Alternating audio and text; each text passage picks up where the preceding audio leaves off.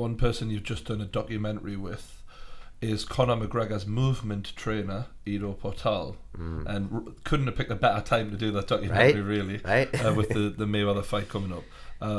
Ido's a little bit... He split people in terms of the MMA world because everyone gave Conor McGregor credit when he came on the scene because his movement was so much better than the average fighters, and he was just dazzling people. They didn't know what he was doing, and he put it all down to, a lot of it down to, I'm a student of movement. I'm a white belt, but everyone else hasn't even started training yet in movement. And one of the people who got credit for it, well, the main guy was IDO. Yeah. How do you find IDO? So my first interview with IDO was in 2014. And it's funny, I think in that interview, I actually mentioned McGregor in passing because he was talking about movement. And back then, not many fighters, or probably none, were talking about, I'm a student of movement. And so I mentioned him in passing, and some MMA friends of mine, some of my co-hosts over the years, because I've had a lot of different co-hosts, were MMA fans. Some of them were in the business, and they were like, this IDO Portal, I'd never heard of him. So I had him on, and he just dropped some serious science on me for about an hour and 40 minutes. And I was like, something different about this guy. He's not talking to me about movement practices. He's talking about these higher principles that are almost more on a human evolving level. And I was like, there's something special about that. He also has a serious charisma that's just, you only get it, I think, if you've done the work. You know when you're around someone that you're like, okay, this guy has a presence. And I was like, all right, there's something special about this guy. So I made a note, and a year later he came back on the show. Still, he had never met McGregor. And we had another sit-down conversation, and we talked about McGregor again. And he said, I'd like to meet this guy, and I appreciate Loudmouths, and I appreciate him for what he does. About a month later, we actually did this moving conversation around London, and again, I talked to him more, and then they met, and they started training together. And of course, then the next thing I know, Conor's doing lizard walks and, all this stuff with IDO and the UFC thing. I was like, I can't believe this is actually happening. Yeah.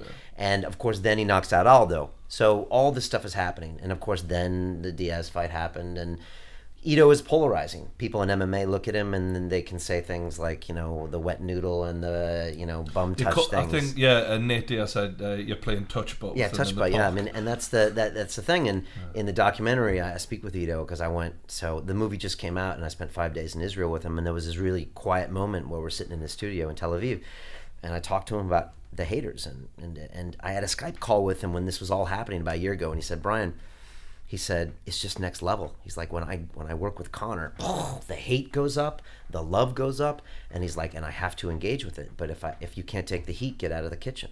He's like, it's a decision I made. He's like, do I believe in what I teach? Yes, I do. So this is the time to be on a stage, and we're all going to be there at some point. And when you go to that kind of stage, you get all sorts of people out there. You get a lot of trolls, and you get a lot of people that just can't understand what IDO's talking about. It's taken me 3 years to begin to understand what he's talking about when it comes to movement, and I still don't understand it sometimes. It's really paradigm shifting stuff. It's very high level stuff, and so it's weird. I've got to be honest. It is weird. I was watching the documentary, and when you go into the gyms that IDO teaches in, and there's these men and women who are all like very lean, and they're doing all of this movements that I'm watching it like, what on earth are they doing? Really? Why?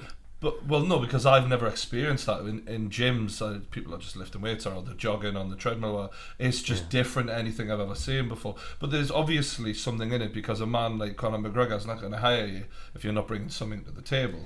Yeah, I mean, look, I've met 400 different people that came to my show. I've met a lot of people around the world. I'll say this right now. IDO Portal is the smartest man in the world. He is extremely well-researched, well-educated. He has done the hard work. He works on his weaknesses. A lot of people, they're good at something, they play to their strengths. Like IDO is, I think he's actually not naturally gifted physically in many things, but he just goes to the weakness, goes to the fear, goes to the ignorance. And you spend time with him, you realize why you should listen to him and why someone like Conor would like him around. And again, it's a whole different way of looking at movement. You talk about the gym. Like I did a 2-day experience with him 2 years ago, after the first interview, after the second interview. And I went to my gym the next day and I'm like, what the fuck are these people doing? They're running on a treadmill, they're lifting a weight, they're not using their brain, we're just working out our body. And after that, I started breakdancing and doing all these creative movement patterns, you would love it. And you would be like, oh, wait a second, my body engages with my brain. And now it's like this game I play, and I do these movements I never did. I don't just hit the heavy squats again and hit the heavy bench, which, it's just non-creative movement. And so he's teaching these principles. And then when you go do these things, you find that your brain actually changes and you think of things differently. And there's a whole weird paradigm shift. And I think Conor knows that and feels that. And he just likes having him around him for this McGregor fight. Why not have someone in that can look at things different? Yeah. Why not another boxing trainer? Great. Another MMA trainer? Great. Why not have someone that can completely come in and say, maybe we should look at it this way? Paulie Malignaggi's recently accused Conor McGregor of only wanting yes men around him. Yeah. Would you say that Ido Portal is a yes man?